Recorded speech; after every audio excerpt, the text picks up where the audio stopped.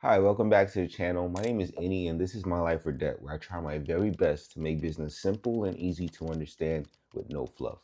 Also, don't forget that I'm giving away $1,000 every single week to one lucky subscriber. So subscribe, turn on your notifications, and drop a comment below so that you can win too. Now let's get into today's topic. How do you buy a house with no money or job? I know this might sound crazy, but it's absolutely possible. I've done it many times. And today, I'm going to walk you through a detailed step-by-step process on how you can buy a home legally and ethically, even if you don't have any cash or steady paycheck. I'll also share with you the biggest trap to avoid so you don't mess this up, and a sneaky little strategy that can help you land a home faster than you ever imagined. So if that sounds good to you, stay locked in and let's get into it.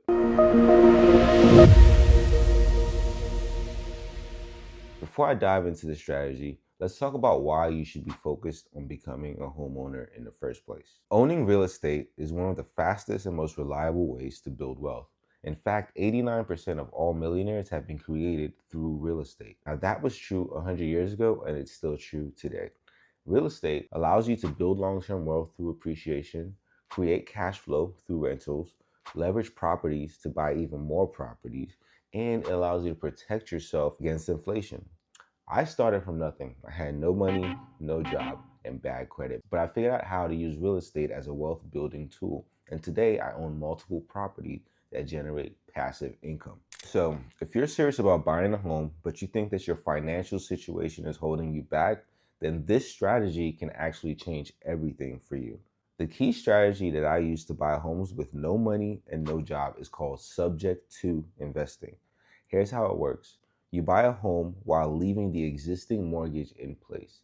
That means instead of paying for a mortgage yourself, where the bank would check your income and your employment and your credit, instead you take over an existing mortgage from a seller who wants or needs to get out of their home. You might be thinking, why would somebody let you take over their mortgage, right? Well, here's the reality. Financial distress creates opportunity. Maybe they lost their job or they went through a divorce or they have like medical bills piling up. These homeowners have two options. One, they can let the bank foreclose on their home, which destroys their credit. Or two, they can find someone who can take over the payments so they can walk away stress-free. That's where you come in, by offering to take over their mortgage payments. You're not only helping them out, you're also going to be getting a house without needing a job or huge savings. So now that you understand the strategy, let's go step by step so you can do this for yourself.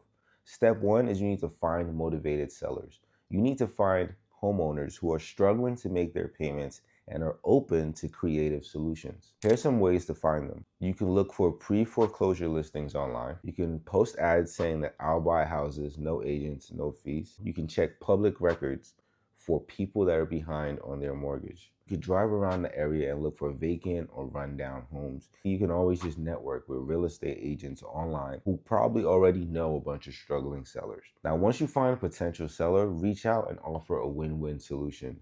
They get to walk away from their mortgage and you get the home. Now, step two is you need to negotiate the deal. When you find a motivated seller, you need to offer to take over their payments in exchange for ownership of the home. Now, here's what that means. You get the deed to the property, the mortgage stays in their name temporarily, and you take over the monthly payments. Now, you're the owner of the home, but the loan remains in the seller's name. You and the seller can agree on how long you keep the mortgage in their name before you refinance or you decide to sell the property. Now, step three is to get the money to cover the past due payments. Some sellers will be behind on their mortgage, so you might need a few $1,000s just to catch up on the missed payments. Now, here's how you can get the money without using your own cash. First way is to use a business line of credit. Another way is you can borrow from a private investor. You can use a credit card with 0% interest. You can partner with somebody who already has the cash. Once you catch up on the mortgage, you can move into the home.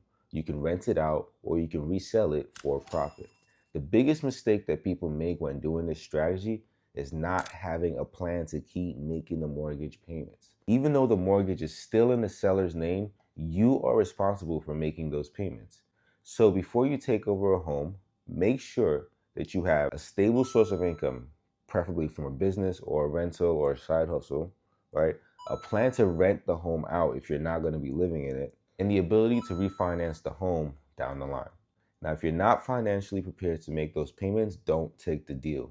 The last thing you want is to put the seller in a worse financial situation. Now, here's an advanced strategy for those of you who are really serious about real estate. Instead of keeping the property long term, you can flip the subject to deal for quick cash. Here's how. First, you find a motivated seller and you take over their mortgage. And then immediately after, you need to sell the property to an investor or an end buyer at a higher price. And then third, you pocket the difference as your profit. This is called wholesaling a subject to deal, and it allows you to make money without ever putting your own cash into the deal. It's one of the fastest ways to build capital while learning the ropes of real estate. Buying a house with no money or job is absolutely possible if you understand creative financing strategies like subject to investing. It's all about finding motivated sellers, negotiating a win-win deal, and making sure that you have a solid financial plan in place. So now you have a step-by-step guide to get started.